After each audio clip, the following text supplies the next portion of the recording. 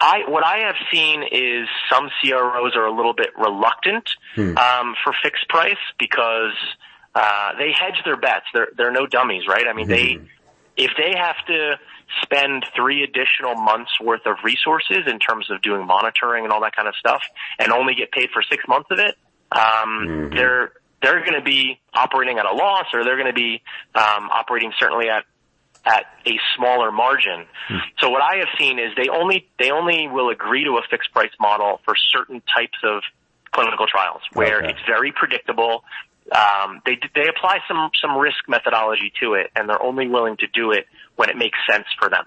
So for an oncology compound where there's a hell of a lot of competition, everyone is vying for the same patients. I mean, the oncology space is so crowded. I would be surprised that a CRO is willing to do a fixed price model, because it could take 6 months, it could take a year, it could take 3 years to enroll that clinical trial. So me as a sponsor, I'd love to have a CRO do a fixed price model, but usually they're not willing to do that unless it's a very predictable clinical trial. Okay. In general, are you seeing CROs, pitch pharma companies with a fixed price model more often these days? No, I wouldn't say more often. Okay. The last 2 companies that I've been at, like I said, the CROs were so hungry for our business. I mean, we had, at both companies, I had roughly a $100 million R&D budget annually. So when you consider, let's say 60% of that are clinical trial costs, so that's going to be, $60 million a year I have to spend on clinical trials. CROs are very anxious to get that money, so they're willing to structure the contract, quite frankly, any way the sponsor company wants.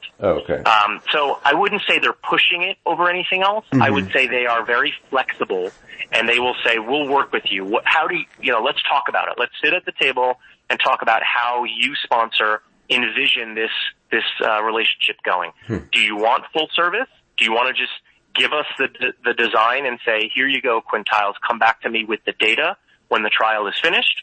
Or do you want to retain a little more control, and do you want to only outsource functions? Do you only want to give us data management and trial execution, but you're going to retain, project management and ultimate oversight? So I think it depends on 2 things. I think it depends on the CRO, but I also think it depends on the sponsor company, because different companies have a different appetite for risk and a different appetite for loss of control.